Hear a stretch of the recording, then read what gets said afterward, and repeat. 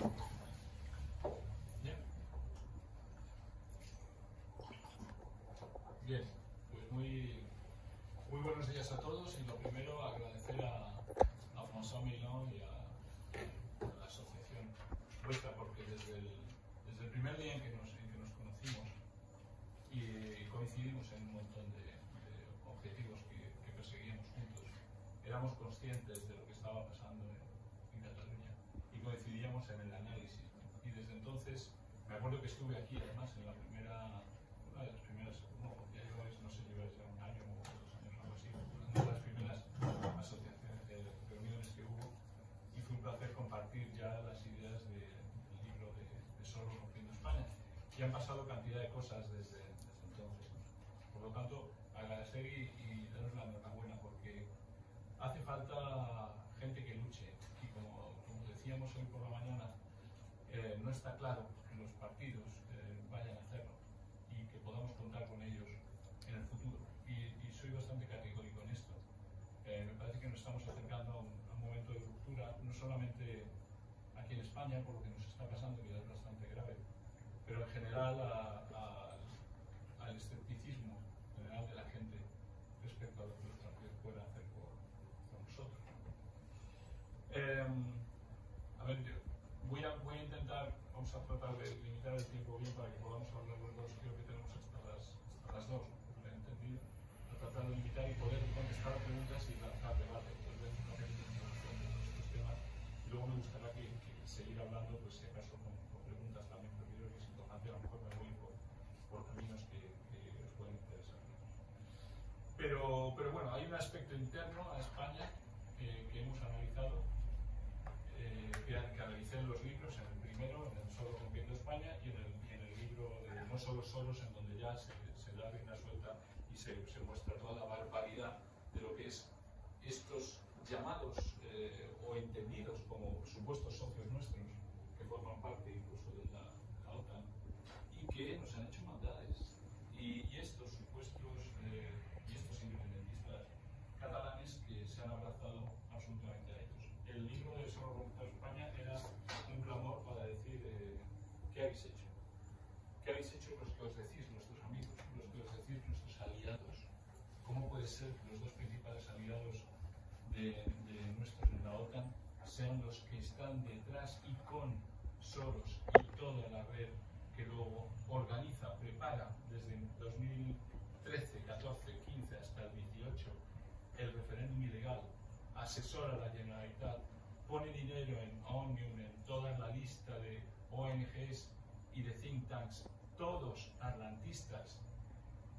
Eso lo llevo diciendo desde hace 5 años. Al principio me llamaban prorruso, siguen llamándome prorruso, van a seguir llamándome prorruso todas las veces que quieran, pero yo tengo una visión, pues quizá porque he vivido también 30 años en Suiza y he estado en las Naciones Unidas, y de una visión suelo ver las cosas pues como las ven también un poco en Suiza, nos decía François hace un momento, ¿no? De una manera pragmática, neutra.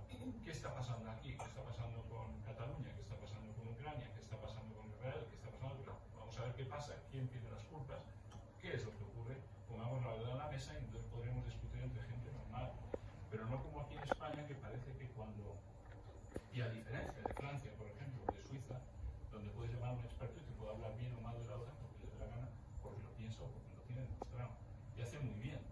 Todo el mundo tiene derecho. ¿Qué pasa en este país que no puedes disentir? Y si disientes, apareces en una lista. Y aquí les gusta mucho lo de las listas. Últimamente están dedicándose a hacer listas, ¿no? Nos recuerda mucho también el nazismo y todo eso. Sí. Lo que se trata es de hacer listas, de señalar a la gente que está diciendo la verdad. Y es impresionante. Bueno, a ver, yo en el primer libro, también otro tema que quería recordar aquí, porque en el primer libro de Soros rompiendo España señalé a una serie de personajes que pululaban en aquella época, yo no sé si siguen hoy todavía en sus puestos, pero que iban desde el propio gabinete de la presidencia de gobierno, pasando por el ejército, pasando por diplomáticos, pasando por el Instituto Elcano, y de una lista de 22 personas, que para mí, no para mí, sino para los papeles, que fueron hackeados en Inglaterra sobre el Instituto de la Gobernanza, el Institute for Statecraft, y la Iniciativa de la Integridad, es un clúster español que se supone que está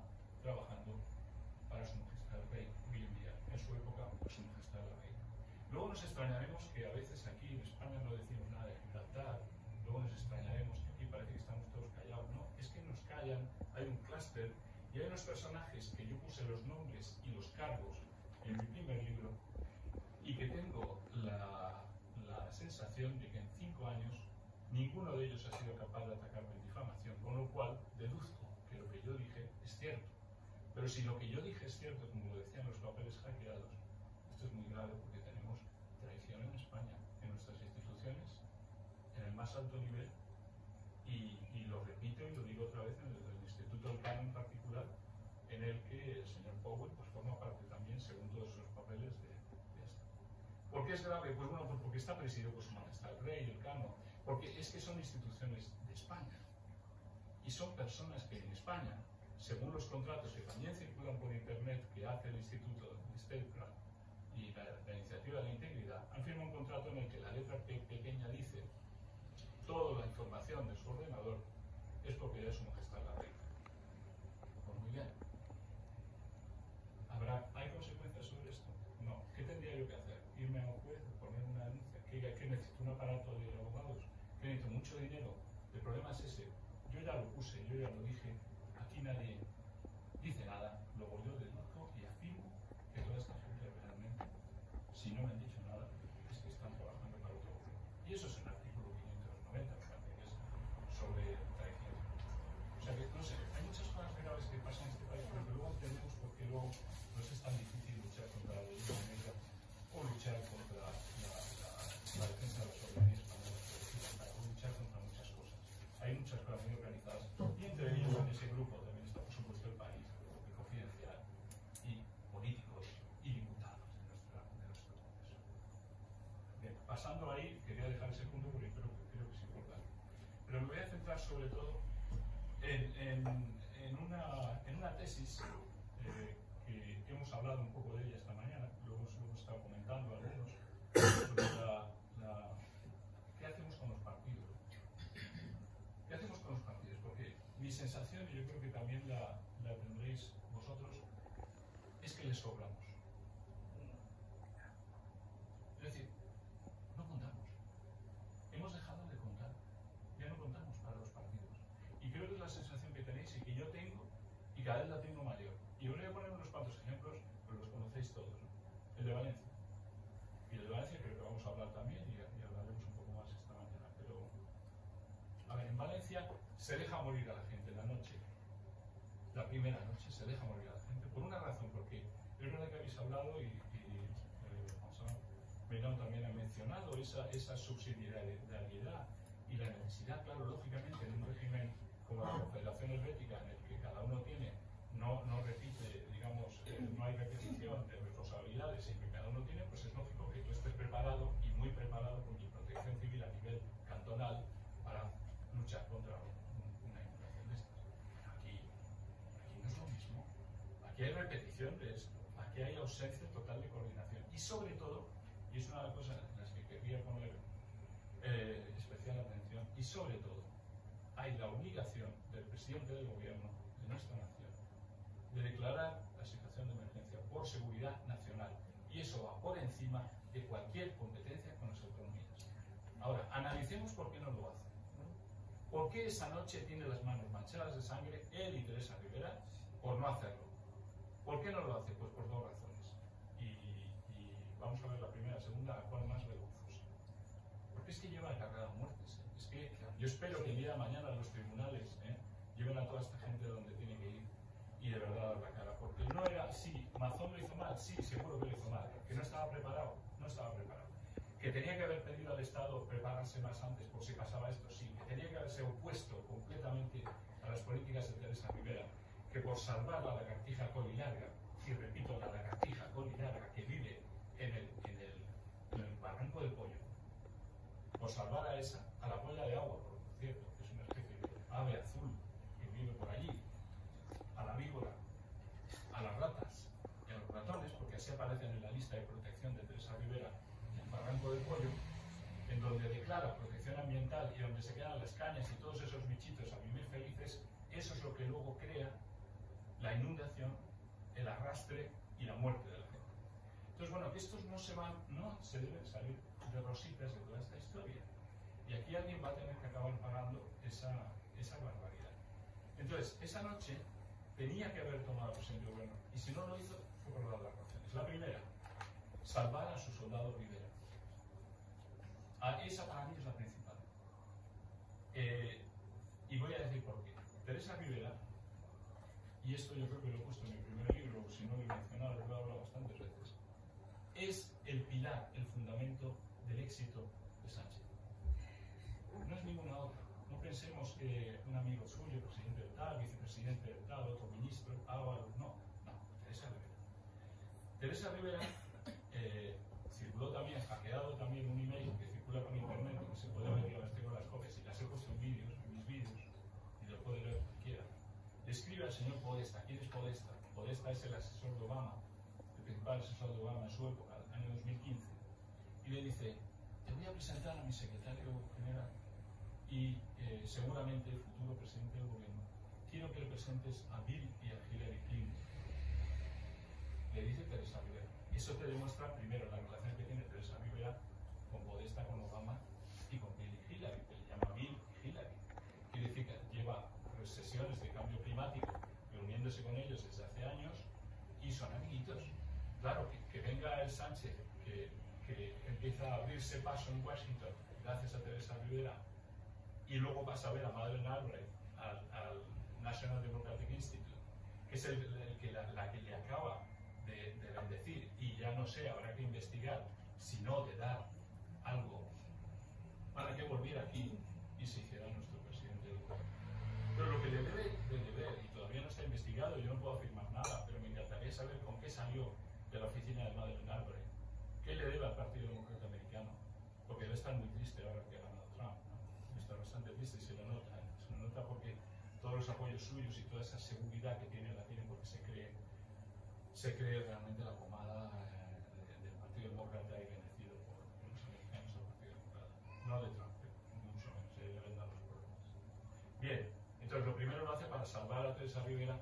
¿Por qué salvarla? Porque si esa noche declara el estado de emergencia nacional y para mandar inmediatamente esa noche al ejército, y estaban todos en el ejército preparados para ir, lo sabemos todos.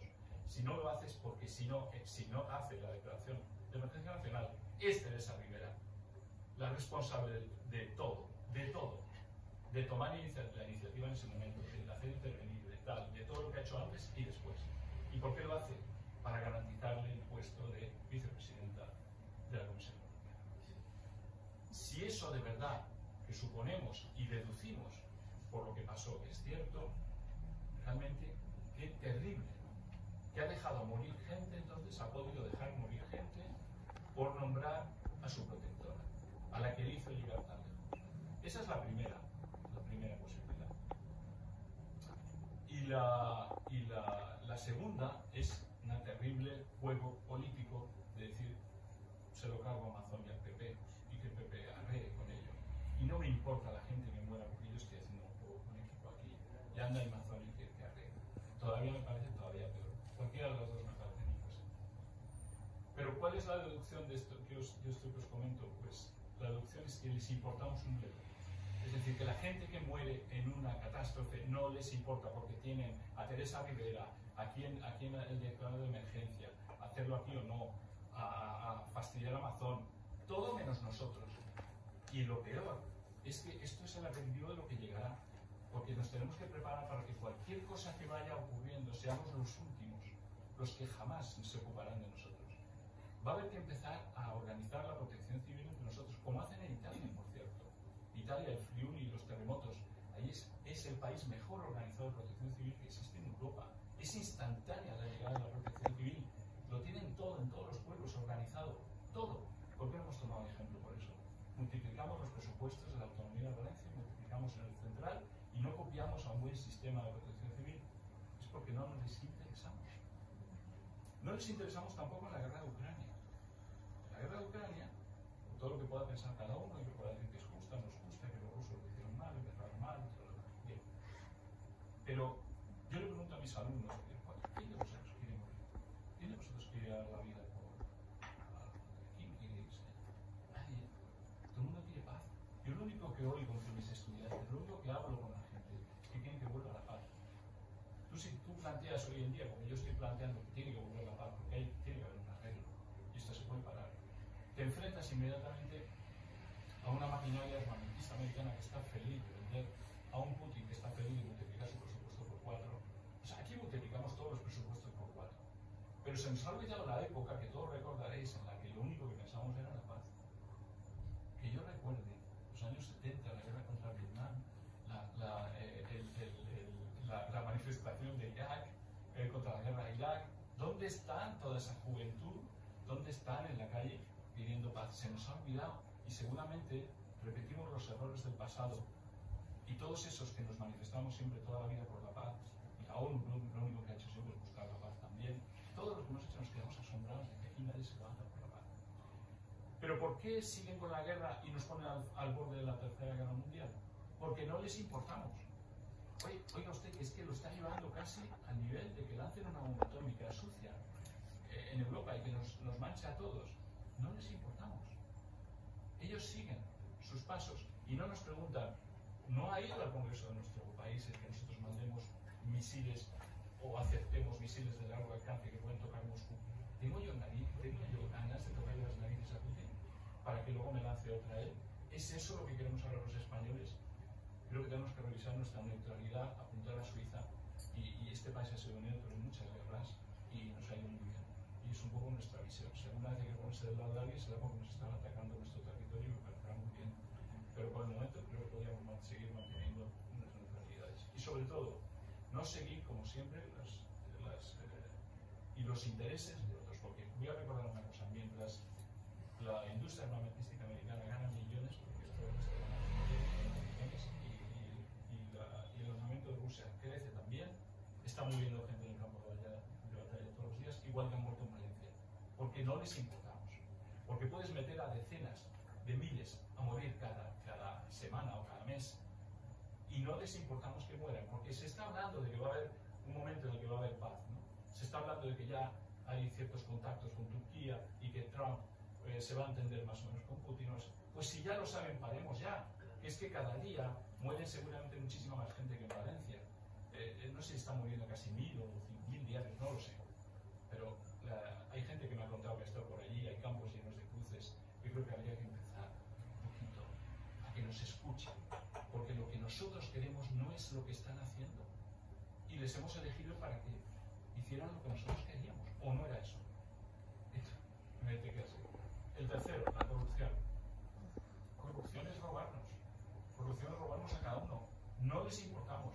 No les importa nuestro dinero, les importa para recaudarlo y gastárselo en sus propios bolsillos y en toda esa mugre de Aldama, ese famoso empresario, que además es un empresario muy listo. El tío está metido en todo, es un super empresario. Lo que pasa es que cuando se ha metido a mediar y a sacar comisiones de tal, ha encontrado que había más dinero y ahí está, pero el tío va a soltar de todo. Cuando tú te pones a trabajar en una banda criminal, hay que saber, y yo creo que nos decía François hace un rato sobre que era Palermo, ¿no? Y era en Italia. Palermo. Cuando tú estás en banda criminal, actúan todos como criminales, todos guardan sus fuentes para si un día les traicionas, sacarlas. Pero eso hay que saberlo, es el primero de bachillerato de banda criminal. Ese Sánchez no se ha enterado, el Sánchez no se ha enterado que cuando trabajas con esta gente, todos van a tener sus bolsillos bien llenos de pruebas y ahora lo van a pagar, ojalá lo paguen. El problema, como me decía alguien, un amigo de la Audiencia Nacional, antes de ayer, que hasta Sánchez está pensando en dejarse imputar. Y me diréis, ¿por qué? Qué barbaridad, ¿no? ¿Que le puede convenir? Claro, le conviene. Porque entonces hay que pedir al Congreso el suplicatorio y se va a denegar, con lo cual se quedará hasta las próximas elecciones. Y si las gana, tenemos 7 años más de Pedro Sánchez. Es maquiavélico. Es maquiavélico. Es malo, malo. O sea, es auténticamente listo malo. Y le da exactamente igual lo que pensemos, porque no les importamos. La corrupción no les importa el dinero que nosotros pagamos. Es nuestro dinero, es nuestro trabajo, pero se mete en los bolsillos. Y no se va a marchar porque se organiza con la ley, utilizando la ley a su propio favor. Agenda 2030, cláusula Schwab, que voy a decir, voy a seguir poniendo ejemplos de que no les importamos. El hecho de que nos diga Klaus Schwab desde Davos, el lugar donde se arrodillan todos los políticos ante los grandes CEOs y empresarios mundiales, ante Vanguard, BlackRock y todo lo demás, que van a rezarles, por favor, que inviertan un poquito en su zona. Y por cierto, hablando de BlackRock, me gustaría decir que en julio pasado Zelensky se sentó con la banca Rothschild para renegociar su deuda y que ahí estaba BlackRock y todos estos grandes grupos que por unos papeles, además que he visto que no son rusos, sino que están publicados, se puede ver todo el mundo en internet, por unos institutos australiano, occidental, atlantista, ha demostrado que más o menos un tercio de las tierras de Ucrania ya están compradas por todos estos magnates. Todos estos globalistas. Es decir, que mientras la gente muere, mientras seguimos con el armamento, mientras ponemos proyectiles a Moscú, se están haciendo con la tierra de Ucrania, se están haciendo con todas las empresas de Ucrania y están comprando Ucrania. Y mientras Europa ni se entera, porque los europeos estamos paniqueados. Entonces Estados Unidos ya se ha hecho por el mercado. De verdad que se le puede pedir a la Argentina volver al frente o a nuestros compatriotas para que al final de la guerra todo esto esté en manos de los Estados Unidos de América, en manos privadas. De verdad que vamos a hacer guerras para morir, para que los privados se hagan los bolsillos. Decidme que no es de verdad angustioso. Bueno, pues eso es lo que demuestra simplemente es que no les importamos, como Schwab cuando dice en Davos que tendremos menos y seremos felices, que lo tenga menos él. Porque aquí hay mucha gente que necesita tener más, que necesita poder dar mejor de comer a sus hijos. Recuerdo que este país acaba de alcanzar el 20% de pobreza, ¿cómo se llama? De nivel de pobreza. Otros países están igual. Es que aquí, como no les importamos, cada vez es mayor el número de gente que va saliendo de la clase media y va quedando en una clase que va a ser asistida, porque ese es el plan. Y detrás de todo esto, claro que hay un plan. Y yo hablaba de Soros hace 5 años y sigo hablando de que hay un plan. Porque hay un plan porque, y eso me trae a comentar quizá el sistema económico actual, no responde, el capitalismo actual no responde ya a lo que era el capitalismo del siglo pasado, del siglo XX, un capitalismo a principios del siglo hasta la globalización.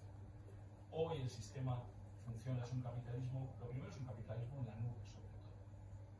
En la nube está todo, en la nube está Amazon, en la nube está Google, está... ¿Sabéis que durante la pandemia las únicas grandes empresas y conglomerados que crecieron fueron los del capitalismo en la nube? Que todo lo que es la industria clásica, el que fabrica cervezas, el que hace sanidad y qué tal, no sacaron beneficios, incluso tuvieron pérdidas, pero los únicos que se forraron absolutamente es el capitalismo en la nube. Bueno, pues ese es el funcionamiento de la economía de hoy. Y Amazon tiene, por ejemplo, el que toma a todo el mundo, si tú quieres vender, pásate por ahí y paga lo que le tienes que pagar. Es decir, estas del capitalismo en la nube se hacen cada vez más grandes, cada vez tienen más beneficios y la pobre industria y las otras van quedándose como, por favor, véndeme. Y el que se lleva los beneficios es el gobierno. O sea, aquí lo que estamos ya cambiando completamente la economía y ese cambio de la economía, de esa hiperglobalización, nos lleva a ese empobrecimiento de la gente. Y entonces la solución que han encontrado los Sánchez, los Trudeau, los Macron, es decir, os asistimos. Pero os asistimos con renta mínima, no sé, 1.600, 1.500, 1.300, no sé cuánto dinero darán para dejarnos asistidos viendo sus maravillosos Netflix globalistas, ¿no? Con todo su conflicto de género y todo lo demás, y viendo la televisión y el ocio. Ese es el futuro que nos ofrecen a nuestros hijos. Y nosotros nos quedamos callados, viendo qué nos caerá, cuánto nos darán de renta, y porque no habrá trabajo, porque el capitalismo en una nube se come todo, y para poder ya una pyme, un autónomo o aquí poder crear algo nuevo, decirme lo difícil que es y lo que le cuesta, no solo aquí, sino en Francia, en Alemania, en todas partes. O sea que vamos ahí hacia una imposibilidad, o transformamos el capitalismo, o esto no funcionará, que no nos hagan soñar con lo que no es.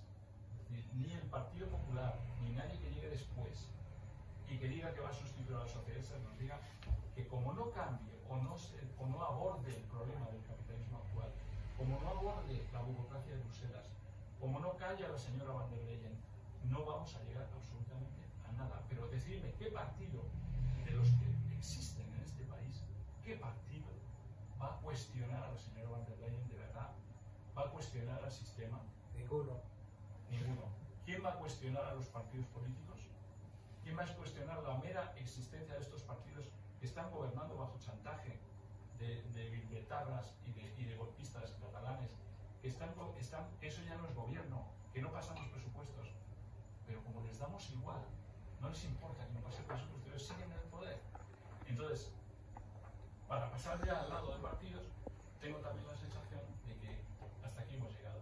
O sea que está en todos nosotros el hecho de que somos conscientes de que no nos hacen caso, de que no existimos, de que no les servimos, no les somos útiles, que realmente decirme que somos útiles, somos un gasto. La señora Lagarde, que está en el Banco Central Europeo, decía cuando estaba en el Fondo Monetario Internacional que los mayores cuestan mucho. Que los mayores cuestan mucho. Señora Lagarde, a ver si llega usted a mayor también rápidamente, más todavía, y se da cuenta de lo duro que es luchar y pelear y ayudar a los hijos y a los nietos y a todo el mundo. Pero estos no se cortan un pelo. Quieren reducir la demografía del planeta, cultura de la muerte, eutanasia, lo más activa posible, aborto, al que llaman salud reproductiva. ¿Pero qué es salud reproductiva? Hay que ser cínico, maquiavélico, para hacer abortar y llamar que estás propagando la salud reproductiva.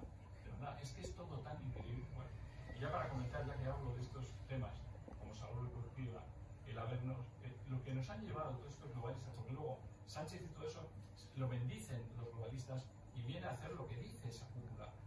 Que esa cúpula de oligarcas está unida a los BlackRock y todos, que tienen que conseguir un 15, un 20% de rentabilidad. Y para que alcancen esa rentabilidad tienen que dominar a los gobiernos, tienen que controlarles, tienen que desregular, tienen que pedirles que hacen lo que ellos necesitan.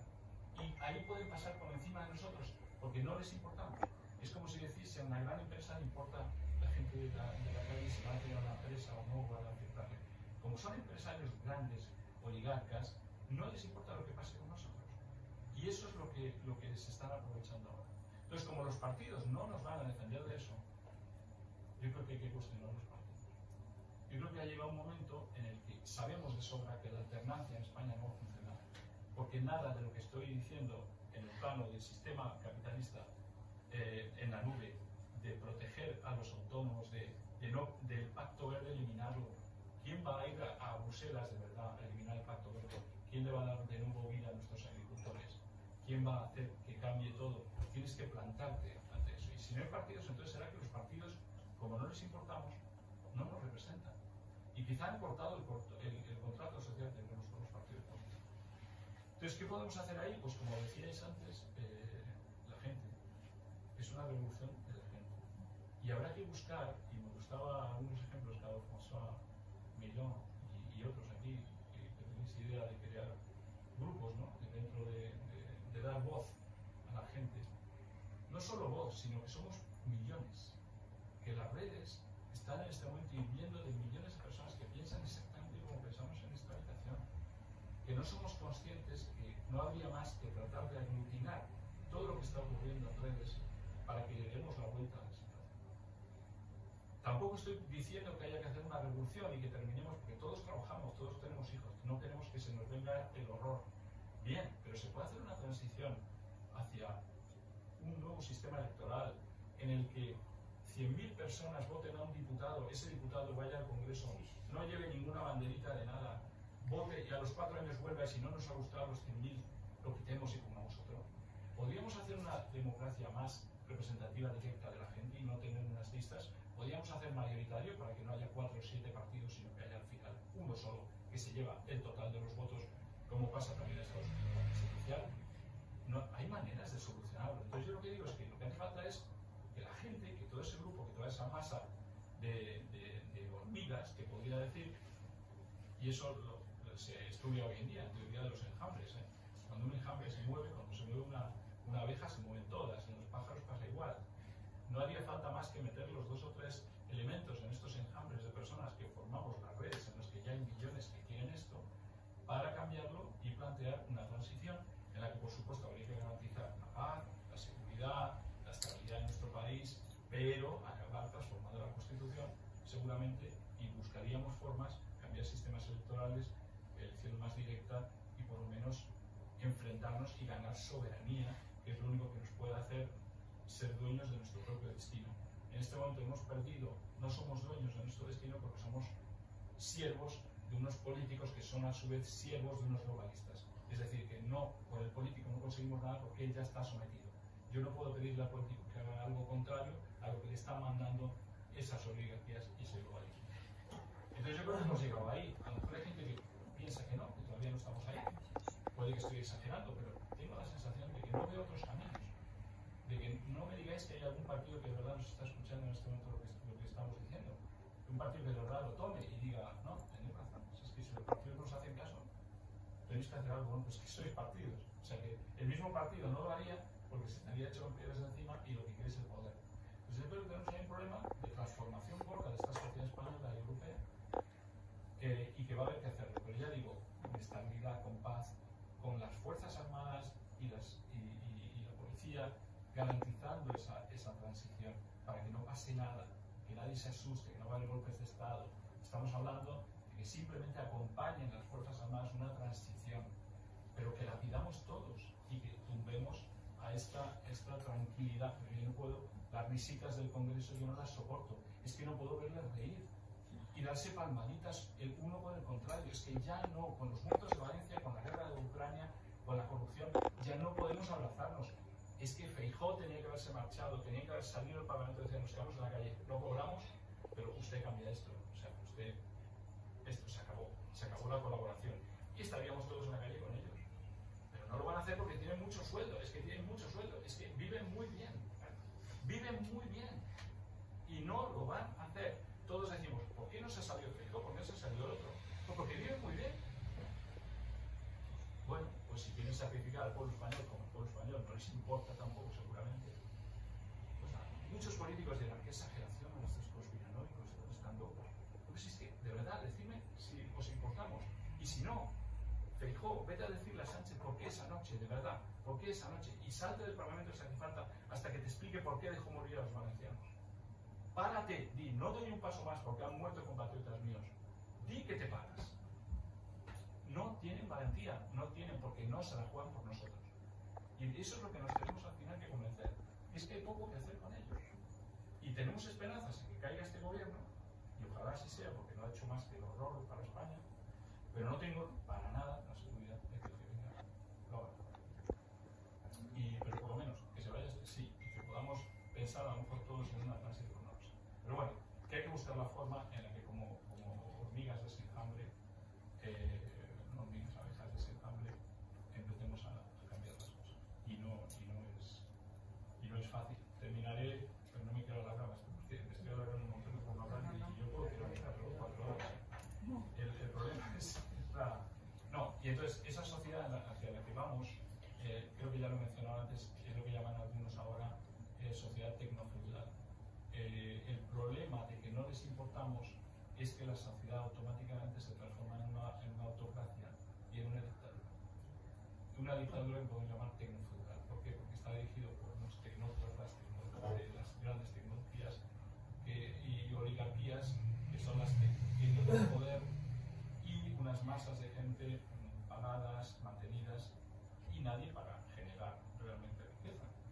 Toda la riqueza se va a generar por los beneficios de unos grandes grupos que no cogen gente para trabajar. Es decir, aquí va a sobrar gente con la inteligencia artificial.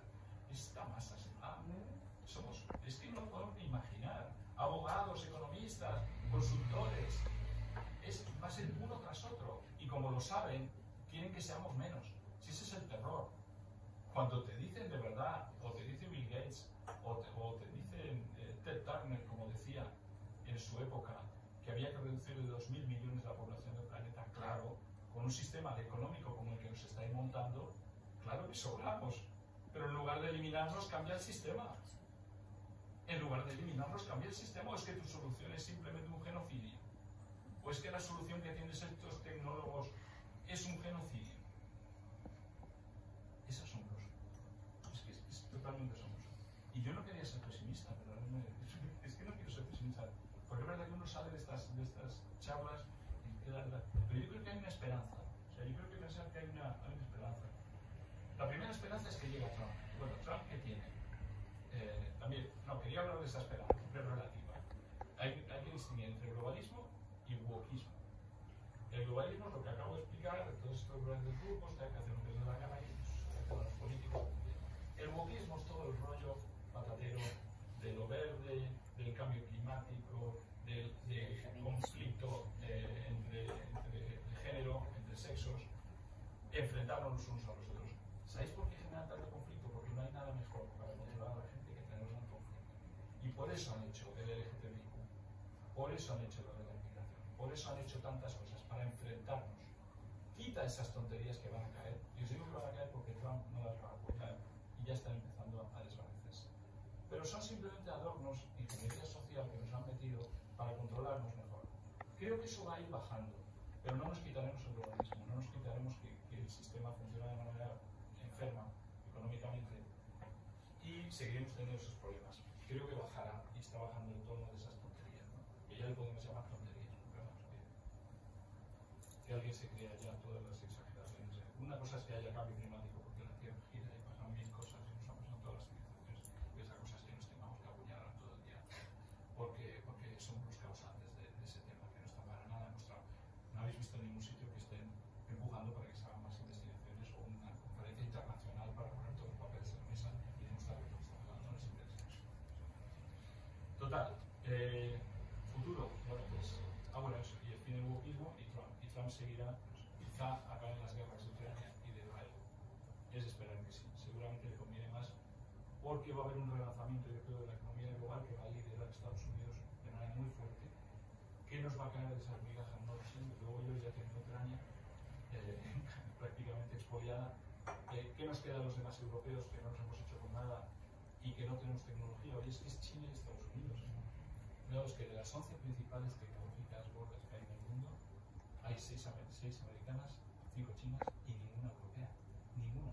Y todos partimos de la Segunda Guerra Mundial prácticamente con el Plan Marshall, la igualdad, para poder crecer todos juntos. Pues aquí resulta que Europa, controlada por los Estados Unidos, no se ha movido de donde está y no tiene ninguna tecnología. Por lo cual no somos de la nube. Y si no somos de la nube, cuidado con nuestro futuro. Porque o cambiamos un poco el sistema económico, estamos ya fuera de lo que es este sistema. Y con la rotura del Nord Stream, y yo creo que es, por supuesto, una intervención también de nuestros queridos socios, nos han dejado sin competitividad a Alemania, la no competitividad de Alemania deja sin competitividad a Europa, y por eso está el informe Draghi, que ha salido hace poco, diciendo que Europa pierde su competitividad, que hay que cambiar. Y me sigues con Van der Leyen, o sea, me traes un informe Draghi que dices que hay que cambiar y me dejas a la misma que lo ha hecho mal durante todos estos años. Y este es el cambio que va a hacer Europa, no creo para nadie. O sea que tenemos que tomar la responsabilidad de nosotros. Y vayamos hacia esa nueva España, miremos también a la hispanidad, miremos a nuestros países hermanos. Tratemos de hacer algo, pero entre la gente, entre la gente. Yo cada vez ya creo menos en los políticos. Desde que he visto que nos han abandonado, desde que vi Valencia y vi Ucrania, no creo en los políticos. No creo, salvo que se revuelvan ellos mismos y digan que van a cambiarlo todo. Pero no lo veo. O sea que ese es lo que me quedo. Y el punto positivo es que yo creo que sí hay una nueva España. Si todos conseguimos, entre todos, movilizar esa masa, ese enjambre